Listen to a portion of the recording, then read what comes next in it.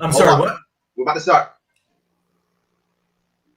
Okay, I hope you don't lose followers as a result. Okay. Hey guys, I'm happy that you have joined me today. It's Larry Sharp here with the Neo Sage. Yes, I'm trying myself to assist people who are trying to go through what could be a challenging time right now, particularly people who are looking to do better in their professional world, whether that is looking for a new job, whether that is doing better at their current job, whether that is changing their career, starting a business, whatever that might be. I have the man himself, Keith Zallinger. Did I say it right? Keith Zallinger is Yeah, here. it's the first time. He has a couple questions and a couple comments based upon some of the things he's seen. Though, guys, if you want to talk about how to make the right decision here, if you think you know someone who needs some professional guidance in this case, please like, comment, share it. This will be up for a while, so a lot of people I know will be watching it later. And if you want to follow the Neo Sage, head over to Facebook, Twitter, YouTube, check it all out. And of course, there is the website, neo-sage.com. So, Keith, the first thing I want to bring up is you talk about the idea of making decisions in general. That was one of the concerns.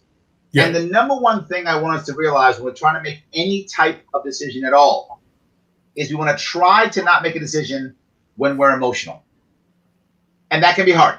There's no doubt that can be hard, particularly when things are going south, things are bad and tough.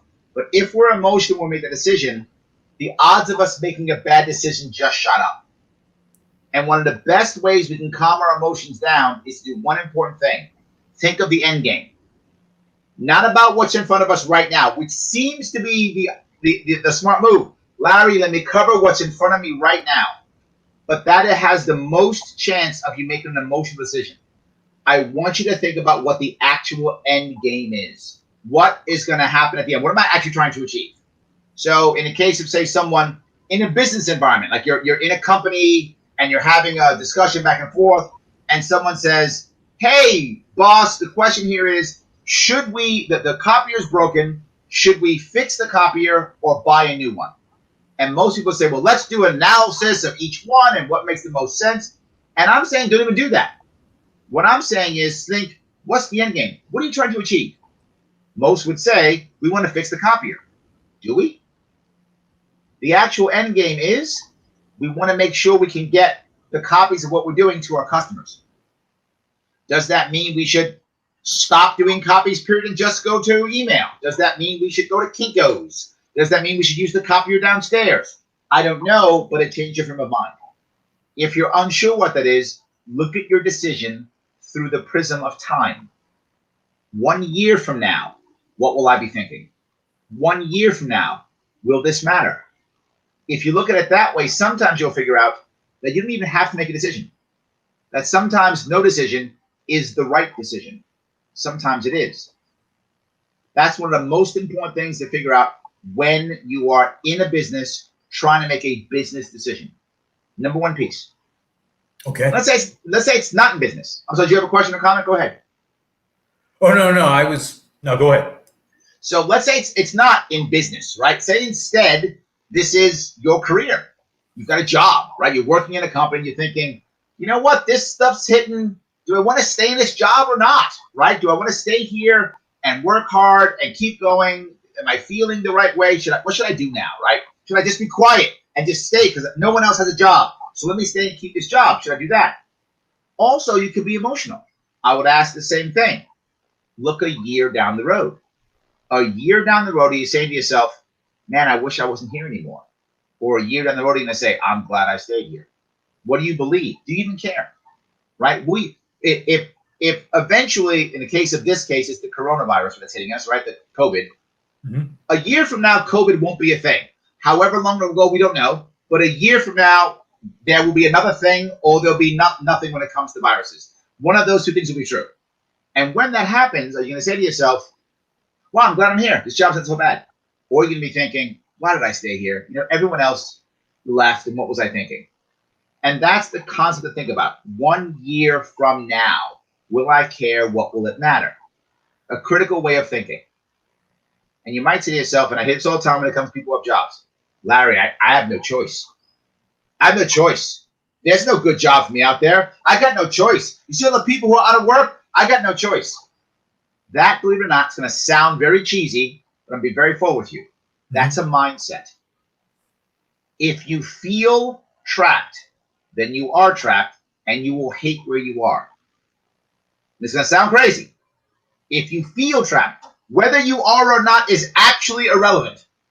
If you feel trapped, then you will hate where you are because you feel trapped. So I want to ask anyone who's watching, anyone who's listening, a very important question. Is there anything physically stopping you from quitting your job today?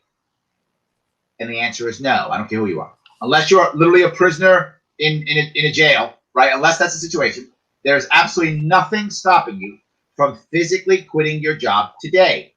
Does that mean you should? No, it doesn't mean you should, but it means you can. And you might say, well, Larry, if I do that, then I won't be able to pay my bills. If I do that, then I'll have a worse job. Yes, which is why you're choosing to stay in your job, which means you have a choice and you're choosing to stay. You've thought the two different options, stay or go. You've said staying is a better option, and you've chosen to stay, which means you're not trapped. You've made a smart decision, and you should feel better about your decision, recognizing that no job is perfect. There will always be problems with any job you have, period. There'll be things you don't like or people you don't want to work with, or that's going to happen. But you've weighed them. It's, you know what? This is good enough. This will do, which means you've made that choice. And that feeling is a very important feeling because that will change how you go to work every day. That will change how you perform your job, how you react with your friends and family afterwards. Will you react with your friends and family like, I can't stand what I'm doing, and be an ass to them because you're mad at work and now you're punishing your loved ones? Mm-hmm. Or will you say, no, my job is not perfect, but you know what? I'm going to have it because I don't like the alternative and I've chosen to stay here. You will react with people a whole lot better, both professionally and personally. Now, what if it's not that? What if it's not in a job and at work, not for your career, but it's instead for what's your next step? You're out of work. What do I do now, right? Say you've been a truck driver for 10 years or 20 years. You've been a truck driver for a long time. You go back and say, I want to drive a truck. I would ask you, why? Well, because that's what I've done. That's the wrong reason to want to be a truck driver. I want to say it again. Well, that's what I know. That's what I've done. That's the wrong reason. It doesn't mean you shouldn't be a truck driver. It means you're picking it for the wrong reason. This goes back to the trapped mindset. Well, I've done it, so I have to keep doing it. You don't have to. You should be a truck driver because you want to be a truck driver, not because that's all you know. The average American in today's world, if you're in your 20s or so, is going to have about 5 careers throughout their entire life. Not 5 jobs, 5 careers. They're going to change their career often. There's nothing wrong with changing your career. I've changed mine 5 times already, and I'm in my 50s. And I've changed my career 5 times already. In your 20s, guaranteed you will. Guaranteed you will. So it doesn't mean you should do what you've done because you've done it, particularly if you're older. And this may sound crazy. When you're younger, who cares what you do? You're younger. You change your job. You'll bounce around. You don't have many responsibilities. Whatever. I'll go ride a bike to California. So what? Who cares? You're 21. Go do it. What happens when you're 49, 55, 39, family, responsibilities, house? Can't just jump on a bike and ride to California anymore, right? You also don't want to do this. Well, I'm too old to do this, so I got to, do this. When are you going to change? If you're not happy now at 40, 50, whatever, you'd magically get happy at 70. How's that going to work? This is now one of your last chances. And if you're watching and you're 20-something, good for you. You got options. Jump out there and rush. But if you're watching this and you're 40, 50, or 60, time to make some changes now. This is your opportunity. When are you going to change? Well, I'll just work. I'll save for 10 more years. You're 10 years older? Wrong answer. Let's do it now. So start thinking about that right now. Does that make sense, Keith? The guy kind of went all over. Does it make sense? No. That's important. I'm glad you brought that up. So tell me something specifically you want to chat about regarding that, and I'll walk down that road. Okay. So That was one thing. As far as when, the company that I worked for, I was lower management. And if you've probably seen lower management jobs in a company where there's, say, 6 or 7 levels worth of management. Right. If you're a first or second level manager, you've got people below you, and you've, of course, at the same time, have a lot of people above you. Yep. And so we're trying to motivate people. We're trying to make things work for the people below us. And at the same time, we've got the expectations of the people above us. Absolutely. So things like, how do we handle, and what I saw a lot of in this company, and this is a huge company. They're probably I say Fortune 50, they're probably closer to the Fortune 10. Wow. How do you handle overload, and how do you motivate people in an era of increasing workload and the resources are at the same time going down? Absolutely. Where they're saying, how do you get people to do more with less? Yes, that's their line. Absolutely. We just have to do more with less. Yes. And the hardest part with this is when we want to do more with less, the normal reaction is more control. I got to make sure I'm tweaking every single thing to be perfect. Just work them harder and tweak and just keep tweaking. It's exactly the opposite. That's what fails. That's what gets you burnout. That's what actually fails. The reverse is true. What I want to start to do instead is I actually want to start to give them a bit more freedom. I want to focus on the goal and give them more freedom on the goal. Give them as much autonomy as possible. And I'll give you an example. One of the companies that I worked for, they actually, I don't anymore. The COVID virus kind of finished them off. They were a retail store. And the retail store, as an example, it's clearly your example, right? You have people at the higher end. This company had multiple stores in multiple states. But at one retail store, you've got associates who work the floor, right?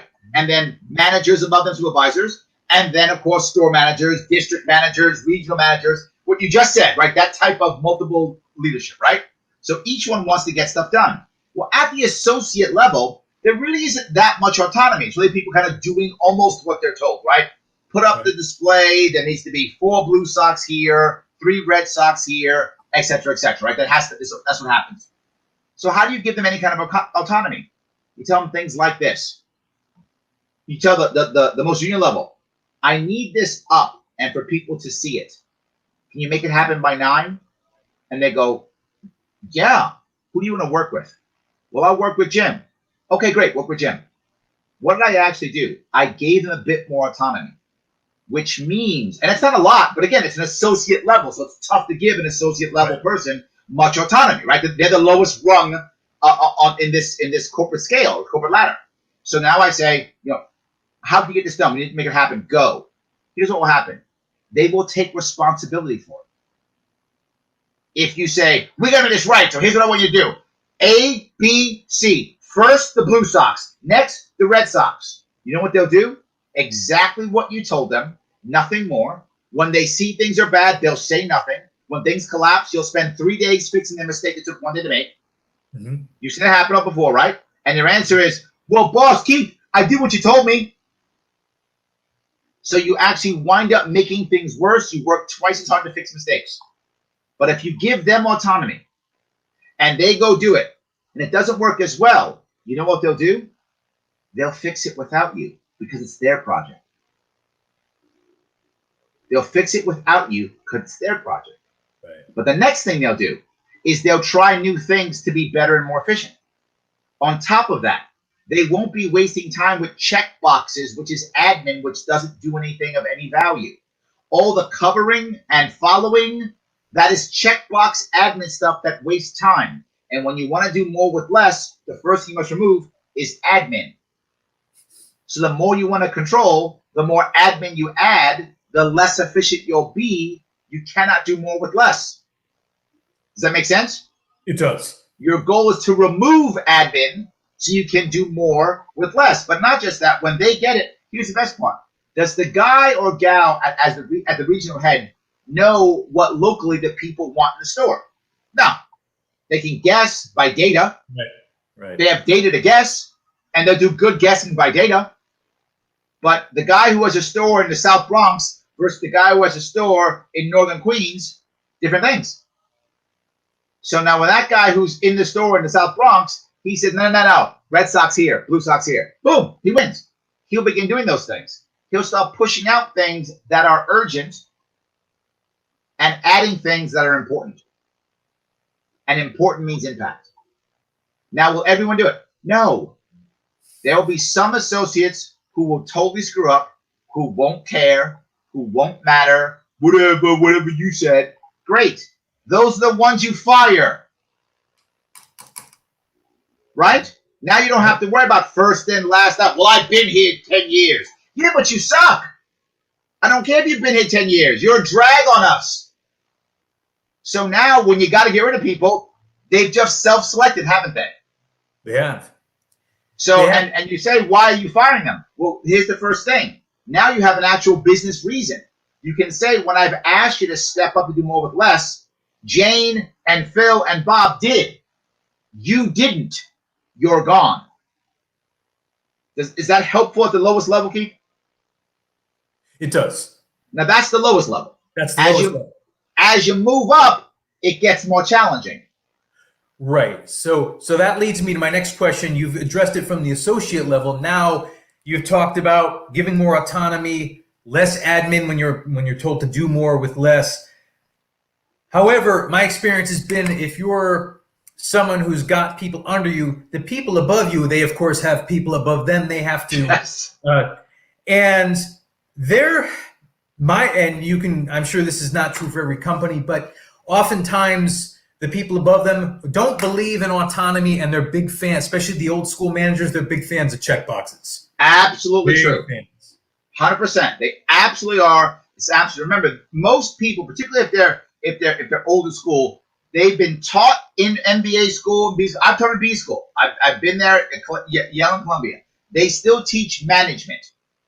Management is not leadership, right? Management is controlling process, controlling resources, and that's good in an industrial world. This is no longer an industrial world. This is a post-industrial world. Now I need leadership, which means I need more people to have more of an ownership mindset to show me the way at the bottom is the lowest level, and I need bottom up. And who do you find that success in? Google. You find it in Google. Google shows you that. Google will very often give you, well, I'm sorry, not now. Not sure there anymore. Now they buy it. When Google first started, Google was that way. Now they often will buy innovation. But they were innovative at one point, right? I'm not sure it's true now. But at least at one point they were. And when you want to create innovation, you've got to have bottom-up leadership. That's what creates innovation, right? When you have a lot of money and you're basically a monopoly, you begin to buy innovation so you don't care anymore.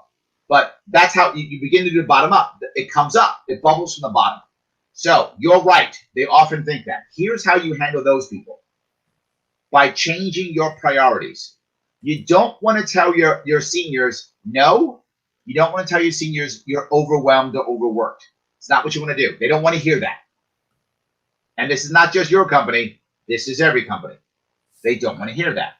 What you do is you want to give them business arguments and business reasons, either for more bodies and resources or for less goals or less tasks. You want to give them business arguments for it, not I can't handle it. They just don't want to hear it. And the sad part is, even if it's true. Right, absolutely. Doesn't matter, even if it's true. They don't want to hear it, right? So here's how you handle that. In this case, now I'm not the lower level manager. I've been a higher level manager, right? And my managers are like, but here are the specs we need. But here are the numbers. I got the report, and the report isn't the way I want it to be, whatever the case may be, right? And of course, what usually happens, and you see this often, is your boss believes that if you do A, B, and C, you will get the results they want. So they tell you, Keith, do A, do B, and do C. So you go ahead, you do A, B, and C. The results aren't what they wanted. You say, boss, you told me to do A, B, and C. I did A, B, and C. Why are you mad at me? Why do you want to fire me? Why are things bad? And the boss goes, the numbers don't match. Mm-hmm. So the boss sets you up for failure and is mad at you. And you did what the boss said. Happens all the time. Yes. So how do you deal with that? You ask the boss up front, boss, what's a win? Maybe not in those words. You choose the words that work in your world, that work. But now how are you going to measure me on a win? Right? How do I know I'm winning? How do I know I'm doing the right thing? And he goes, well, do A, B, and C. No, boss, that's what you're telling me to do. I get that, and I'll do that. I get it. I want to know at the end of the week, quarter, month, however you're measured, depending upon your business, right? Some businesses are measured by month, by week, by quarter, however you're measured. When I'm done, boss, how are you going to measure me? What's my scoreboard? How do I know I hit a home run, right? What's my scoreboard? Well, look, here's the reality, Keith. If we can get this project completed by Thursday, that's our win. Thanks, boss. So that's the win. Perfect. The number one thing your boss wants from you is not to do what your boss tells you. And that may seem totally counterintuitive, but it's true. It's not what they want. It's not what they want. What they want is impact. If your boss is the owner, top dog, then what your boss wants is almost always bottom line, which is profit, or depending upon the owner, marketing value or branding value. And this is a personality issue with the owner. Some owners don't care as much about profit anymore because they made enough money. They care more about personal brand or marketing value, that kind of thing. Some care only about bottom line, some a combination, but depends on the person if you're at the top of the level.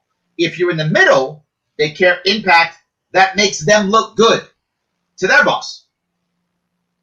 Does that make sense? It does. So if you're in the middle of the chain, your boss doesn't necessarily care about bottom line or whatever. Your boss cares what makes me look good to my boss. Yes. Right?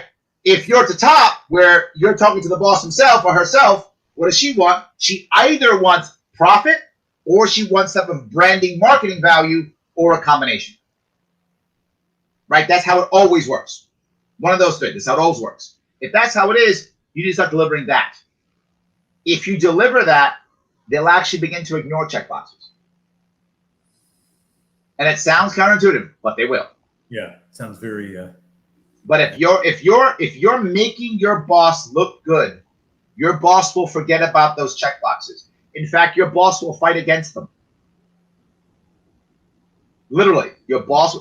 Imagine your boss says do A, B, and C, and in this fictitious case, your job is to complete your project by May 1st. That's it. Get that thing done and get the customer to come back with an A rating on that project. That's your goal.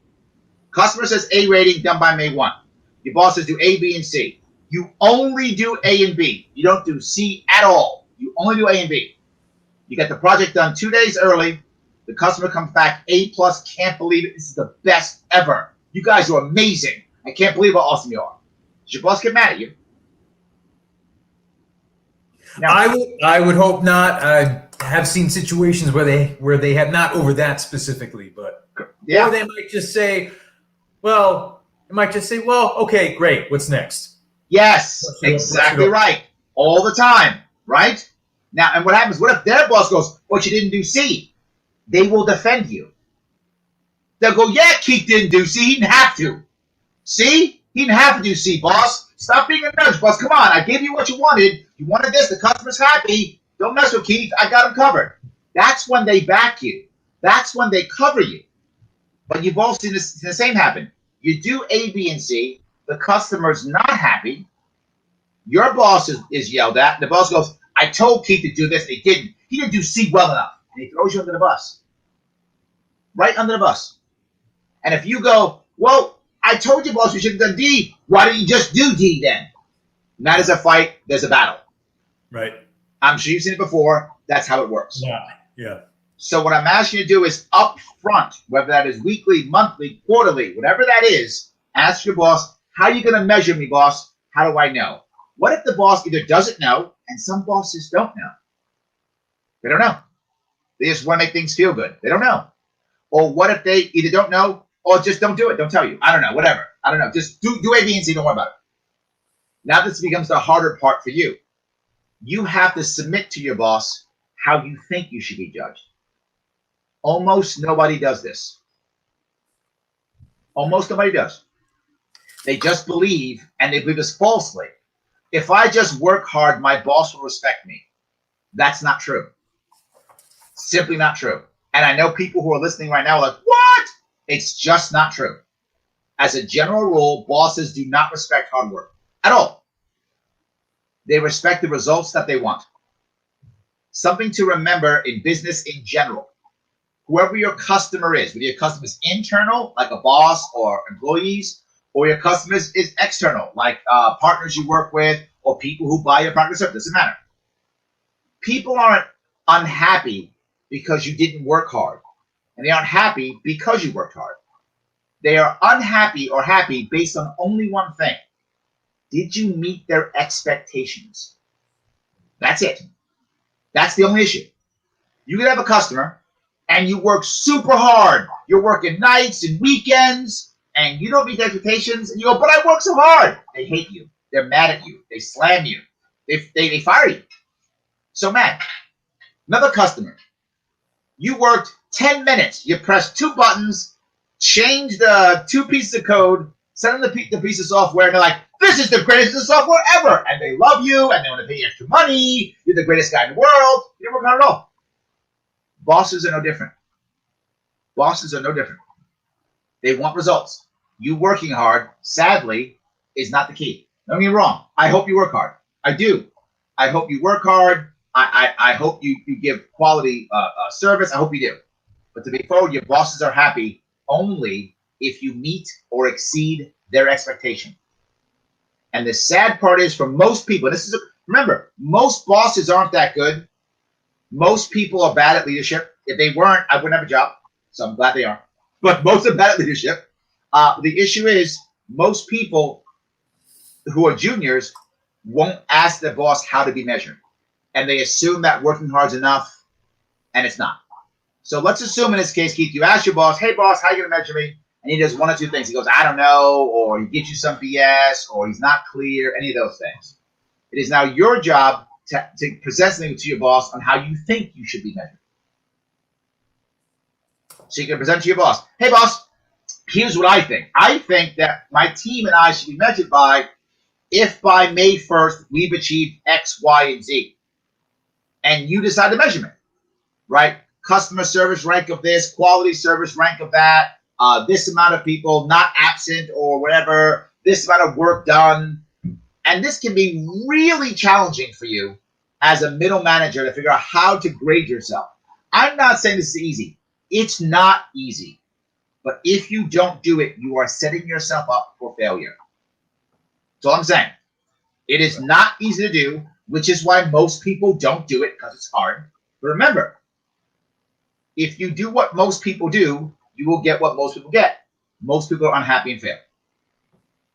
Depending upon what you look at, what polls you look at, somewhere between 66 and 75% of American workers are either unhappy, disengaged, underemployed, something. So most employees are unhappy. Most. Over 50% are unhappy. Most bosses unhappy. If you do what most people do, you're going to be unhappy. So don't do that. I'm saying do something harder. Go to your boss with an idea. Hey, boss, I think this. Now, 1 of 3 things happens. Your boss ignores you. If your boss ignores you, you respond with, great, this is what I'm going to measure myself upon. Done. All that does is CYA, right? You guys know what CYA is in the company? Cover your ass. That's all it does. Boss, I sent it to you. This is what I was doing. CYA. That's not the perfect answer. It's just a better answer than nothing. The second thing your boss can do. Great, Keith, this is amazing. I love this. Yes, that's what we want. That's the best case scenario that she goes, yeah, this is what I want. Perfect, Keith. Go ahead. You happy? Your boss is happy. She's happy. Good. That's how you measure it. The third thing is she goes, I like it, Keith, but, and she has some tweak or some change. Still good. At least now you know what your boss cares about. Because your priorities, what's important to you, needs to be aligned with your boss, or you're going to fail. Now, here's the other hard part. At lower levels of management, depending on what you do, many of the people are not professionals. They're people who are workers, which is fine. That's who they tend to be. Right. Workers tend to do what the boss says because the boss says so. The boss is like, okay. Professionals, not as much. Because professionals have their own mindset of what is impactful, what is valuable, what is right, what is professional. So very often, as you get to a higher level, you have more professionals and more battle in between leadership, right? Let's say you've been a tech guy for 10 years, 20 years, right? You know what's right in the tech world because you've been doing it. You're a professional. You have experience. You know what to expect. What's good for the future? What's good for now? What's an effective shortcut? What you shouldn't cut, right? You begin to have these feelings. Well, your boss has those same feelings, but maybe different views, right? So Keith, you're going, no. We can't really cut this corner because the future X, Y, and Z. And she goes, I don't care. Cut it. It's a problem. Because your ethics go, I can't do that. And her ethics go, I don't care. Or maybe I don't care. She has different form of ethics. She thinks that part doesn't matter because this part's more important. That's why the conversation has to go back and forth. Does that make sense? It does. Open communication on how to grade yourself. Now, 3 months goes by. You've made those numbers or whatever the case may be. Does that mean she's happy? Not necessarily. Odds are she's happy, but she may not be. If she's happy, you're happy, life is good, right? I hope that happens. I hope every quarter that happens. That would be amazing. Let's assume she's not happy. Now at least you have something to talk about that's not, Keith, you suck. Your people are bad. Now what you can talk about it because you made the numbers you agreed upon. Remember that. You two agreed upon this. You made those numbers or those criteria, whatever those criteria are, right? You made it. So she's unhappy. Well, now you go to her and go, great, boss. How do we change the criteria?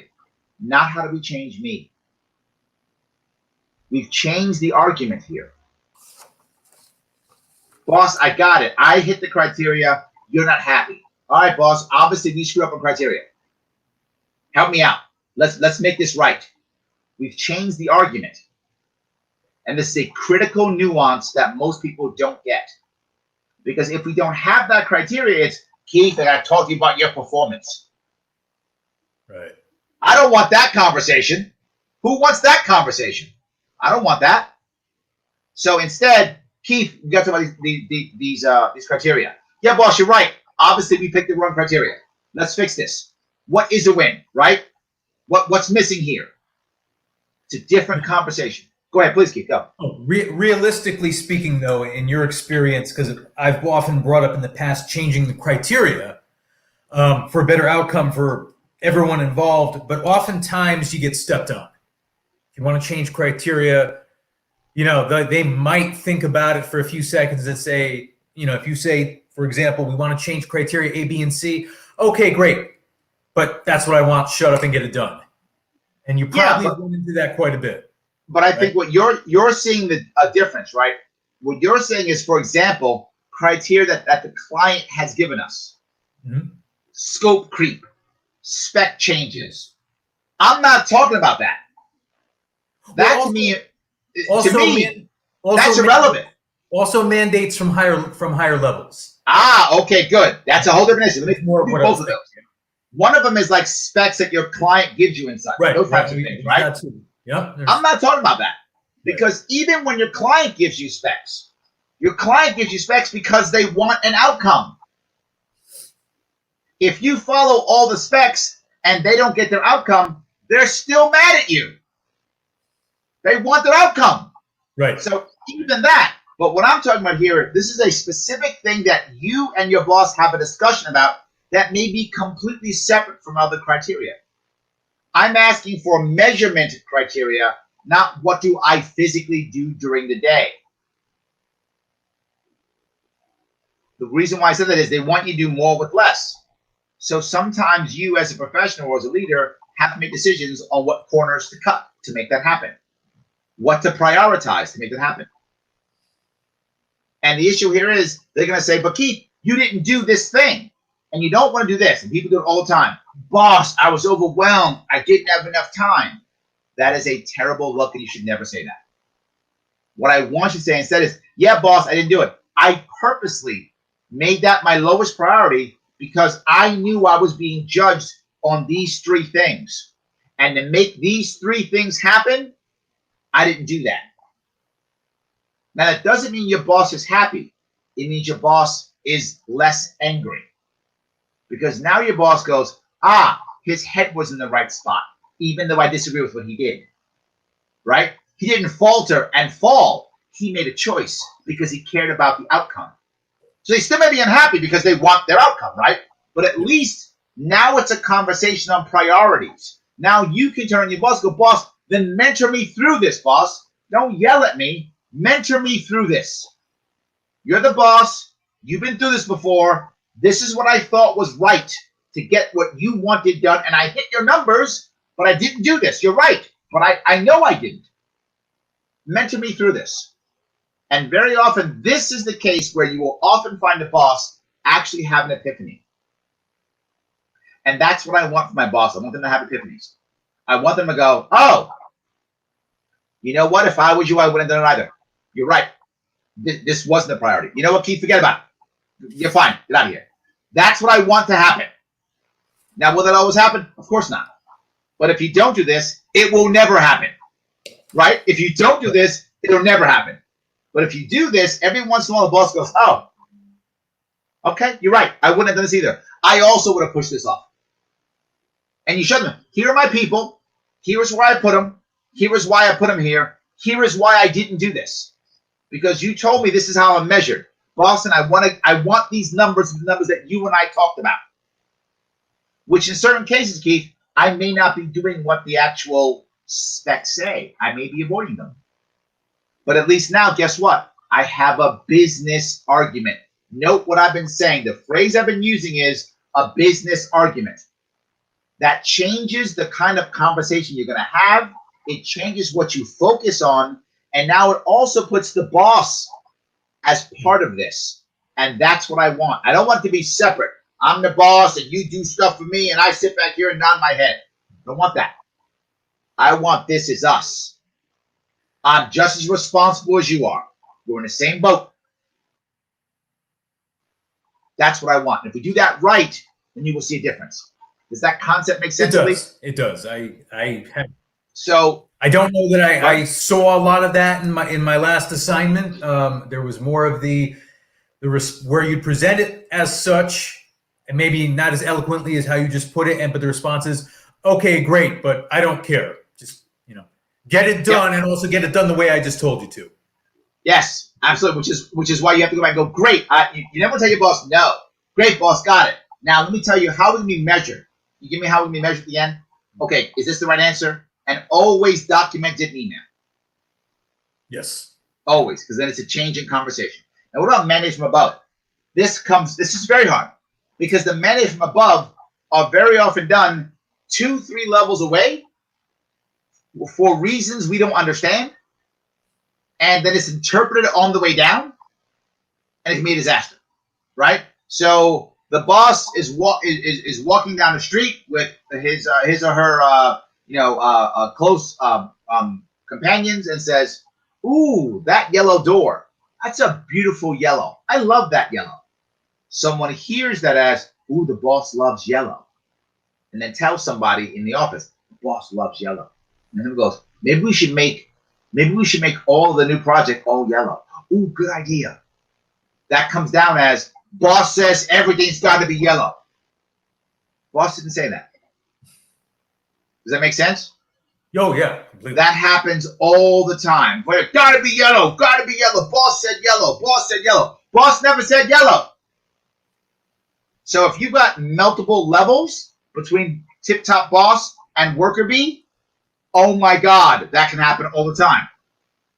Right? And now it begins to twist because now the guy in the middle goes, "Ooh, dark yellow looks kind of like mustard. We should probably make it light yellow." Boss says it's got to be light yellow. Boss never said any of that. So all I want you to do when it comes is ask, am I measured on that too? That's all. So when they come back and go, "Keith, why the hell did you make this yellow?" Well, because that was part of what was said. Does that make sense? It does. You want to try the minimum to cover your ass. That's minimum. But best case scenario is you're engaging your boss in this with you. That's what I'm actually trying to do. The goal is my boss is in the same boat as me in getting this project or this work done. That's my goal. If I can't get that at a minimum, I cover my ass. Right at a minimum. And hopefully then if things go wrong, The discussion isn't about how bad my team is, but the discussion is about how do we change the criteria of victory, of a win, of success. Is that helpful? It is. So if we're doing that, I think we'll have a better way of communicating with our boss. I think it's better. So in the past and in your courses, you've talked about things like personality types. You talk about optimists versus pessimists, which if somebody is a classic, we all run across the people who are the classic pessimists where everything sucks, or the classic optimists where, especially on the client marketing side, where everything is, everything is beautiful, at least the way they paint it. Oftentimes people, and for good reasons, aren't honest with us. Mm-hmm. We want people to tell us things up front. Sometimes they don't want to say anything because it might be attributed to them. How would I know what to look for to see if somebody is truly an optimist or pessimist? Because oftentimes they won't say anything, because if they don't say anything, the mindset is, if I don't say anything, I can't be blamed for it when it catches fire and it's sailing on down the street and the dumpster fire is going down the street. There are several issues to work on here, right? Several. And some of them you won't be able to repair. Depends on how high you are on the chain, right, of the leadership chain. The higher you are, the more you can change as a general rule, and the lower you are, the less you can change. But what you can always change is your local area, right? So there are several levels here. The first piece here, people not saying anything, right? The first reason why people don't, well, the way you want to encourage it is you don't want to blame people yourself. Your seniors might. You don't want to be the person who blames. There's a huge difference between blaming someone and assigning responsibility. There's a problem. Keith, you got to fix it. Well, boss, I didn't do it. I never said you did it. I said you got to fix it. It's not fair. Yep, it's not fair, Keith, and it's your job. You got to fix it. But these guys are screwing up. Yep, I got it, and you got to fix it. I don't care who did it. Could be you, could be them. You figure that out. Doesn't matter. You got to fix it. When you start to be that way and not blame but assign responsibility, you will have more people step up, because nobody wants to be blamed. So the second someone goes, well, you said that. Okay, great. Well, you got to fix it. But it wasn't my fault. I know. You got to fix it. Even if it was that person's fault. I don't care if it's their fault. Let's say it was you, Keith. Excuse me. You made the plan. You had the idea, and you screwed it up. I'm not going to go, God damn it, Keith, you screwed it up. I'm going to say, Keith, how are you going to fix this? But boss, I don't care if it's your fault. You're the manager. You got to fix this. Because the next time, it won't be your fault. It'll be someone else's fault. And I'm still going to say, Keith, you got to fix it. Because if I start doing that, and this will take time, right? If my culture is very bad in my company to where blame is a big deal, this literally could take years to repair. I'm not joking. Months or years to repair, depending upon how deep that culture is set in my organization. Go ahead. And I've seen cultures where, in one case, an executive director was actually quoted as saying, I'm just looking for somebody to strangle. Yes. I'm just looking, not literally. She probably wanted to literally, but she was just looking for someone to blame. And her subordinate, of course, would pass it on to the people below them. So they might unofficially assign responsibility, but for some sort of defect or some sort of issue that might have taken an hour to fix, they would spend 3 or 4 hours sitting down. Who do we assign blame to? Who do we burn? Happens all the time. And there's a phrase you have to hear to know, or to give you a trigger to whether a company has that mindset. And I listen for it when I consult in companies all the time. When something goes wrong, they can ask one of 2 questions. So, Keith, in this case, you did something that I'm not happy about, whatever that thing is. You dropped the ball or did something, right? I can ask 2 separate questions. 1, who told you to do that? Or number 2, why did you do that? Blame, right. Who told you to do that?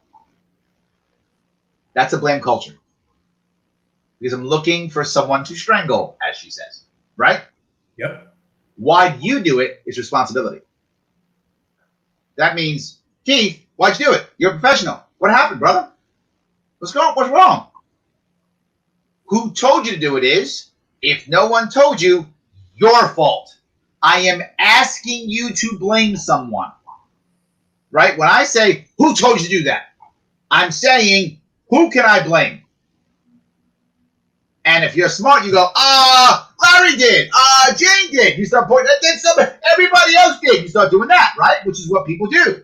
Good, Right. good. Let me go blame them. Let me go yell at that guy, right? Let me go do that. Because I'll feel better because I yelled at them. So now I feel better, right? That's terrible. I don't care about that feeling, right?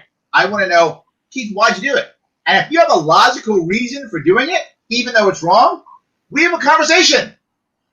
Let me mentor you through this. Keith, I get that. You know what? That makes sense what you were thinking. Here's why it was incorrect. Let's mentor you through it. Now, Keith, go fix it. Go make it right. This is the best way of having leaders. Because imagine if I did it to you, Keith. If I'm your boss and I said, Keith, why'd you do that? And you go, boss, I'm sorry. I thought it was right. Here was what I was thinking. And I walked and go, you know what? I get why you thought that. It was a bad idea. Let me explain why and what happened and how we should have done it. And if you have an epiphany and go, yeah, I get it now. Well, great, go fix it. If I actually did that with you, you know what would happen? You would trust me. Right. You would actually trust me. You'd be like, oh, I can screw up, explain why I screwed up, and my boss Larry won't jump down my throat. He'll make me fix it, which is I should fix it because I screwed it up. Yeah, which that's actually not a bad outcome at all. If someone, with a lot of people, myself, not just in my own personal experience, but with people that I dealt with, if all they had to do was fix it, that was not a bad outcome at all. Absolutely. And assuming that they actually learned something, right? There's the most important piece, right? I don't want you to go fix it thinking you're not really fixing it because Larry's wrong. That's not a good outcome, right? It's not a good outcome. But something else might happen. You might have been right. So if I say, why'd you do it? And you explain, I go, oh, wow, Keith, that's actually the right answer.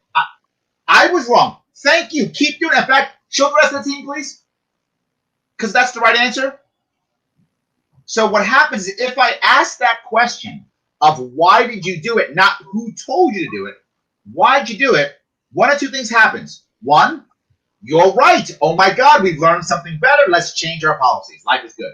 That's usually not the case. But it does happen sometimes. Again, if I don't do it, it never happens. If I do it, sometimes the organization can grow, again, from the bottom up. So I want to ask that question. If you were wrong, I can now find out why you thought that, which is amazing because now I can fix it now so it doesn't happen again. And if you thought that, probably other people thought the same thing. So now we can fix that across the organization. This is the way to lead. The best way is asking questions like that. Now, here's the problem. If I'm new as a boss, I'm the last boss, and everyone above me has not been that. They've been all about blame. You're not going to trust me immediately because you've been taught to not trust your bosses. You've been taught that's not how it works. You're not. It's going to take me 2, 3, or 4 times to do this to you before you go, oh, it's on track. This is real. It will take time. The problem when you're leading is, particularly if you're new into that field or new into that company, this is a long-term situation. This will take many months or many weeks before you can turn. And to be forward with you, most leaders don't have the patience. And they fall back into old ways and they go back into the things. I'm saying expect failure, embrace failure, stop blaming, start assigning responsibility regardless. Now, here's the next part. What happens if you're the manager and when I say, why'd you do it? You go, well, it wasn't me, it was Jane. And I say, great. Why do you think Jane did it? Well, I don't know. You're a manager. Why don't you know? So I'm going to say, Keith, you're the manager. Go fix this. But Jane did it. I know. Go fix it. What did I just do? I just said I don't care about blame. Give responsibility. I just taught you, you better watch your people too because it's all your responsibility. Doesn't matter if Jane did it, you did it, Bob did it. Doesn't matter. You got to fix it either way.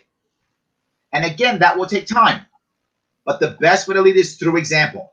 I set my example. Right. Others will begin to follow. So your juniors, if you're a middle level man, your juniors will also begin to follow. This is not easy. You will often be cut down by your seniors. Happens all the time. Just because your bosses are bad bosses doesn't mean you should be a bad boss. Now, let me be clear on this. This is by no means easy. Of course it isn't. And you will fail. Of course you will. But one thing that's funny, you'll realize when you try to be a better leader and you're consistent, not a one-time shot and leave, your juniors will begin to respect you, period. And a couple of your seniors will respect you. Some won't, but a couple will. Many of your peers will respect you. Some will hate you because they make you look bad, but some will respect you. And as you begin to grow that respect, believe it or not, that's how you get your next job. 80% of all jobs since the crash of 2008 have somehow been gotten through networking or relationships. 80%. All those guys above, below, around you who get fired and leave, they're going to want somebody new in their job. They're going to go, well, let me call Keith. That guy was good. That guy was honest. He was a good leader. Let me call Keith. That happens all the time. And I'll give you a crazy example. I have been an officer in a public company twice on a handshake because they knew me. It was relationship based. So I was it was temporary both times. It was until I found a replacement, right? But both times they came in and trusted me with international companies, publicly traded international companies, twice, because they said, we trust this guy. Not gonna screw us over. He's a good band-aid till we find the guy to replace or the guy to replace. Done. And I think that's what, in the long run, that's what happens. And for most people who don't know this, at the highest levels, in any place, the highest levels, it's not your competency that matters as much. What matters more is trust. Number one is trust at the highest levels. It's trust. You see it from our president to, Microsoft to Google to whatever. Competency, of course, matters, but there's a lot of competent people. What matters at the highest level is trust. How do you get to the highest levels? It's not competency. Again, competency matters. But at the highest levels, it's emotional intelligence. Which is why most of my work is in tech, law, and finance. Those people tend to have the least emotional intelligence. Right. So let me go back to my pessimism, optimism piece you mentioned, right? The first thing was the responsibility piece. And that was you want to start assigning responsibility and not assigning blame, listening for those phrases, who told you versus why did you, right? Now, pessimism, optimism. Pessimist. Pessimism in America, sadly, is looked down upon. And it shouldn't necessarily be looked down upon, right? America's all about, gotta feel good and be optimistic and think about the future. And that's almost to a fault we have that in America. It's crazy, right? So many people doing that, right?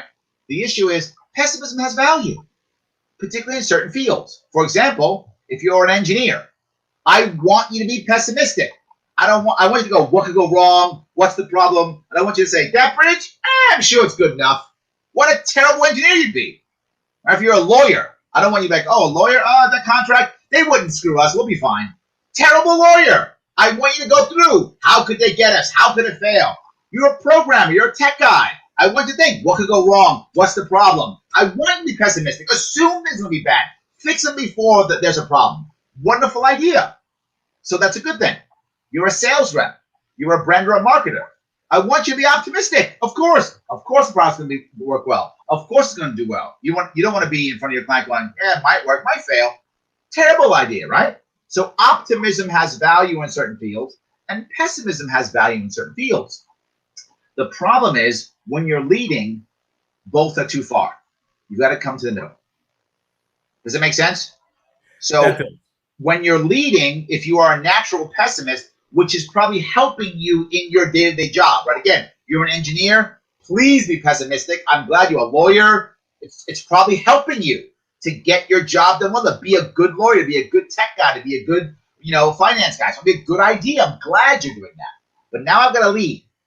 I've got to shift. If I'm a sales guy, I'm always about positive, awesome, of course. Marketing guy, yeah, it's going to be great. Now I'm going to lead. I got to change. Now, let me tell you how you hear a difference and then how you get to the middle. Hearing it. The pessimist is always talking about worst case scenario, even though you didn't mention worst case scenario. So you say, well, what if we try this? Well, worst case, boom. I didn't say worst case. I just said, what if we try this? The person always talking about worst case, catastrophic, bad, how it's failed, that person is almost always pessimistic. The person's like, that could work. You know what could happen? That's great. Oh my God, I saw that before. That was wonderful. That person's almost always optimistic. That's how I can kind of tell. Does that make sense?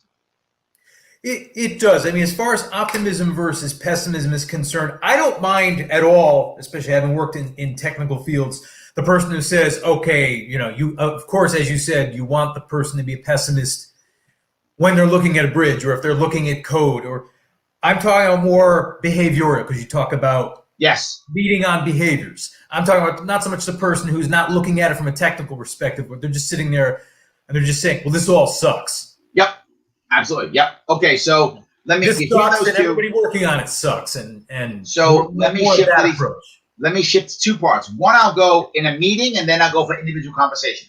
Okay. In a meeting, in any kind of meeting where I'm trying to achieve a goal, when someone is saying worst case scenario, awesome, you want to focus on a very important question. What is most probable? And you are going to have to repeat that question 75 times. I'm exaggerating, but a lot. Because their own mindset is stuck. For example, the pessimist goes, you don't understand, I'm not a pessimist, I'm a realist. No, you're a pessimist. There's a difference.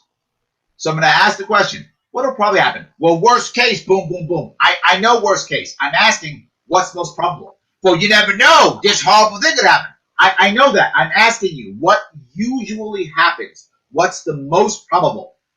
As they finally go, well, usually this. Good. That's where our mindset should be. That's where we begin.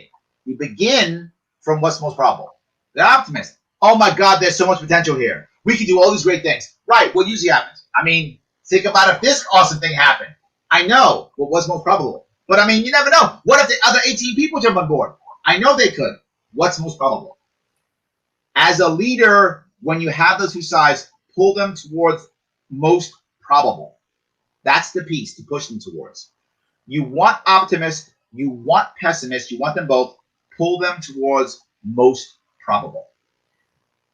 Makes sense when it comes to meetings? It does, but you might get asked, well, what's the significance of what's, they'll say, well, you keep saying that, but what's the significance of what's most probable when we're sitting here telling you the sky could come raining down on your head? And that's what they're concerned about. Absolutely. And I'm going to say, you're right, the sky could, but I don't want to make a decision based upon the sky falling on my head. I want to start my conversation with what will most likely happen. Because that's good decision making. Good decision making begins with what is most probable. Now, you as lead up to the side, is possible damage really catastrophic? Then maybe you move more towards pessimistic. Is it not? Maybe towards optimistic.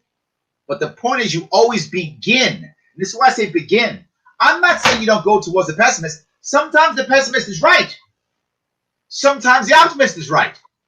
But if you begin with pessimist, you'll never get to optimist ever. If you begin with optimist, you'll never get to pessimist ever. It's simply human nature. You won't get there. So you will color the description of the, you will color the end game by the beginning. I don't want to color it good or bad. I want to start it neutral. What's most probable. Then start talking and we'll shift naturally one way or the other. Am I making sense on that? It does. It does make sense. My only concern there is you've made sense to me as far as what's most probable is good decision making. How do we communicate that to everybody in the room or on the call? We actually don't. Well, again, we're only saying where we start. We're only saying where we start. This is where we begin the conversation. Ah, okay. Gotcha. We begin the conversation with what's most probable. That's how we begin it. People naturally pull the conversation toward themselves. It's what people do. I'm more optimistic. I'm going to pull it more towards, but look at the great outcome. And personally, I am optimistic. So I do pull conversations that way. That's what I do. It's normal for me. People who are pessimistic will pull towards them. If it's already in the pessimistic realm, this is going nowhere. And here's the reason why that matters. Pessimists very often get caught in analysis paralysis. Very common. which means they won't pull the trigger.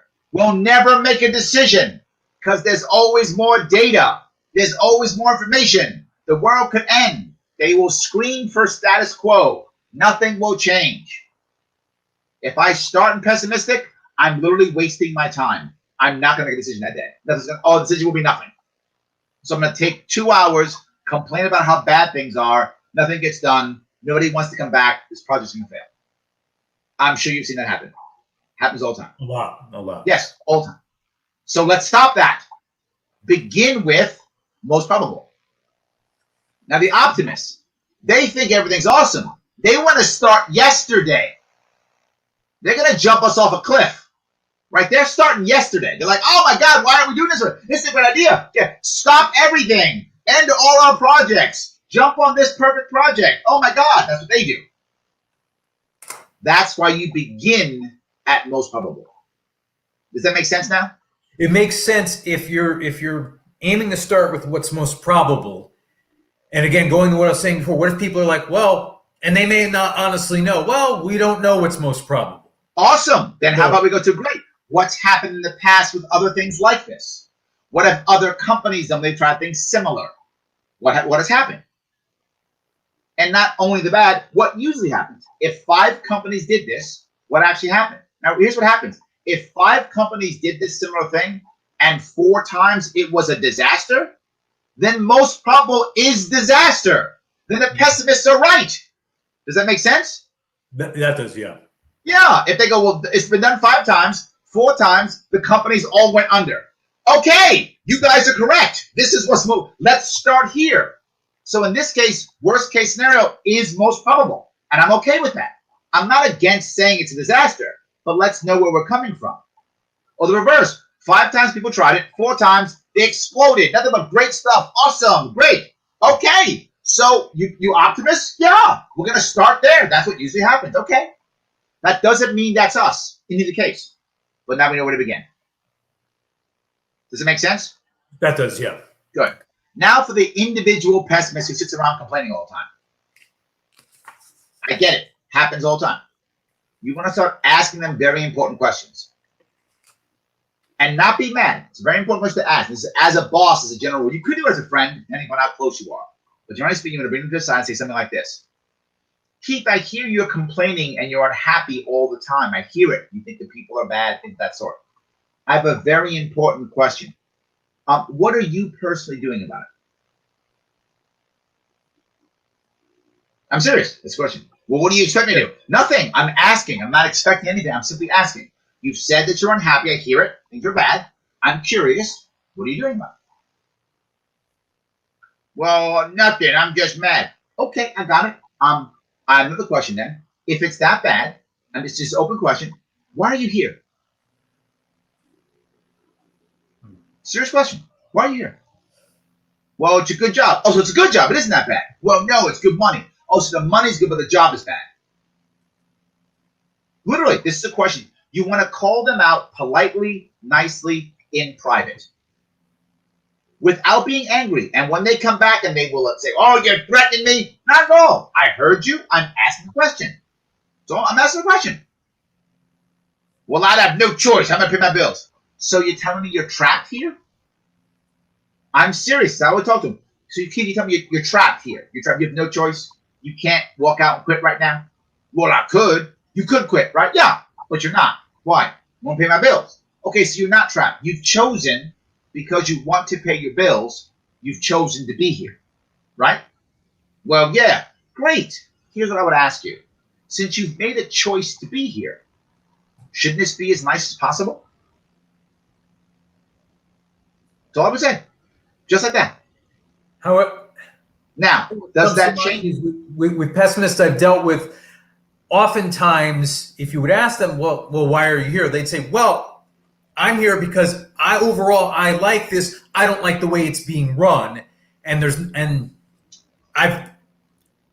whatever ideas I've had aren't going to work because I've brought them up in the past. And this part of the reason why they're the pessimists to begin with. And yes. Sometimes you mentioned calling them out politely and in private, which I think is the ideal. What do you do when they call you out, say on a meeting or in a room full of people?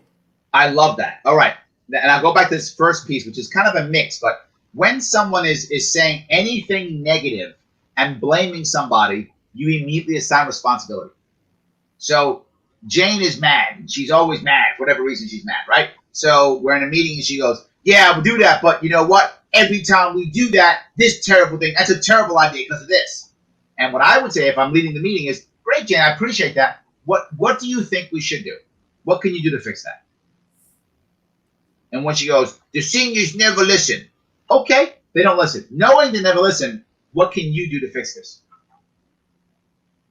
I don't deny anything she says. I agree with what she says and say, how do we fix it? And she goes, there's no way. So there's no way to fix this. None. Okay, why are you complaining? This is your environment. Did you not know that when you came in this morning? Do you see what I'm doing? I'm not fighting her at all. I'm not saying she's even wrong. The second you begin to fight her, people get on her side and you create factions in your team. Right. As soon as you say, no, it isn't. This is a great place. Faction, boom, fight. I'm not denying anything she said. Great. How do we fix it? Well, we can't. Okay. So why are you complaining? Because it's bad. I got it. But you knew that when you came in this morning, right? This is not. It's just. Did you just find this out this morning? No, you knew that. I think building on that, they wouldn't just say, well, I'm complaining because it's bad. I think when I've run into this in the past, I said, well, I'm complaining because it's bad and no one does anything about it. Yep. And I'm asking. Pessimists, they always say nobody does anything about this. And there was my other issue. The reason why people often get upset about things, they think either it doesn't matter or they don't care. They don't care or no one else cares, right? Absolutely. The number one thing you have to do as a leader is start caring. This can be very challenging. And what I mean by this is you might say, let's say Jane is correct, right? She's right. Her idea is the right idea. Larry, can I hold on just a second?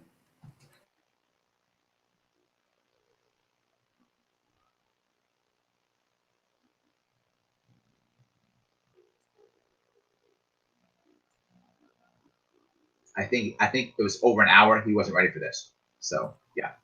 Okay, and we're back. Yes, no worries. So I'll cover this last piece and I'll let everybody go. I've been here on over an hour. And I have one other question for you after that. All right, as previously threatened. Okay. Let me drop this one real fast and we'll go to the next one.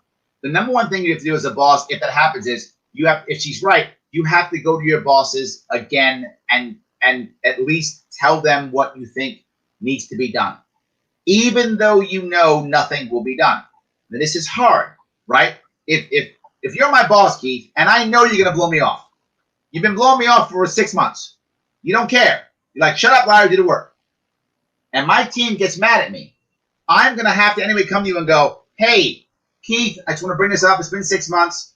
My team thinks X, Y, and Z. Is it possible we can make some changes because of this, that, and this? You're gonna go, Larry, stop bringing this to me. Shut up, go back to work. Okay, thanks, Keith. And I head back. I tell my team that. What does my team think? My team thinks, at least you went to bat for us. At least you went to bat for us. It isn't the perfect answer. It's the best one you got. And if you at least acknowledge the person, if Jane's right, I want to acknowledge that she's right. Because that will make Jane feel better. We'll make her feel great, but she'll feel better. You know what? Larry acknowledged them right. You're right, Jane. And I went up to Keith. Keith said no, but I went up to him anyway because you were right. And I stood up for us. And again, Jane won't feel great, but she'll feel better. And what will happen is many times in business, we can't make things right, but we can make them less bad. And when you can make things less bad, you should. Because the emotion behind your leadership matters. And people should know that, you know what? He cared enough to go up there and go up against Keith, even though Keith was a jerk. He went up there anyway. And you know what? He'll do it again. And every 6 months or a year, I should go back to Keith and do it again. Keith, I know it's been 6 months. You didn't want to do it last time. I want to ask this. Here's the reason why. Because if Keith is starting to see things not work, and every 6 months Larry shows up and goes, Keith, how about this? At one point, Keith might have the epiphany. You know what? Maybe this Larry guy's right. Let me make some changes. I do it. Or what if, Keith, you have 3 people who report to you, not just me, and now the other 2 guys or gals also come to you and say something. You start going, let's make some changes here. The goal is to get you to have the epiphany. Now, that might take 3 months. That might take a year. If you have a deeply entrenched cultural problem in your organization, it may take a long time. But if you don't start, it never changes. But most importantly, you as a leader in today's world, and the odds are we're all going to work into our 70s. That's the odds. We may not, but most of us will. So if we're going to work into our 70s, leadership is everything. And if you don't get into the right leadership habits, how can you ever do them? How can you ever be that leader? You've got to be in those have those right leadership habits now, so that when you need them, you will have them. Otherwise, you're now trying to exercise muscles you haven't exercised in years. Ain't gonna work, my friend. Ain't gonna work. Does that make sense? You did. Good. All right, your last question, so I can get people out of here. Okay, so last question. I don't know if you want everyone to hear this. I don't mind. There's been, and if you're just being hit over the head with this, I apologize. I'm not sure how much you know about this. There was something that I was trying to set up at Stand Up New York in Manhattan. Mm-hmm. You're familiar with that place. Yep. And this would be involving you as MC. This would be involving me with my mentalism show. Obviously, given recent events, that's not going to happen this year. Not soon, at least. Not soon. I had been looking at spring of this year, which of course isn't going to happen. Yep. November of this year, I don't think that's likely either. Now I'm thinking late March, early April of 2021. The big caveat with that is we're dealing with your schedule, we're dealing with mine, we're dealing with stand-up. Are you asking me to MC something? Well, I was already told that you would. I will. I'm in. Done. Publicly. I'll MC it. Yes. I was given the $20,000 price or whatever it was, and I agreed to that. It was $20,000? Wow. Yes. No, I'm definitely in. I had no idea it was that much money. Yes. 1 million. Exactly. Yes. However, we also have to work with Stand Up New York, who, of course, I understand that you and I may not be, although they were excited to hear your name, they weren't that excited to hear my name. It's all right. We'll deal with it. However, but we're dealing with their timeline, their schedule, yours, mine, and my directors, because we want to film this. Yep. Who is someone on your team that I can work with who can turn things around quickly? Because that Stand Up New York might give me one date and might come back a month or two later and say, no, we can't go with that date. Let's do the rest of this offline. Yes, absolutely. Yes. I'll do it. I'll email you the stuff you need. Perfect. All right. All right, guys. I want to say thank you for listening. Thank you for giving us an hour and 10, 20 minutes of your time. Keith, thank you so much for coming on and being a center for this. I'm happy to bring you on again and do some more. Guys, if you want to, please like the Neo Sage Group Facebook page, the Twitter, and the YouTube. It does matter. Click on there. The more people see this, the better. It's good content. Thank you, guys. I'll see you hopefully in about a week or two. All right. Thank you, Larry.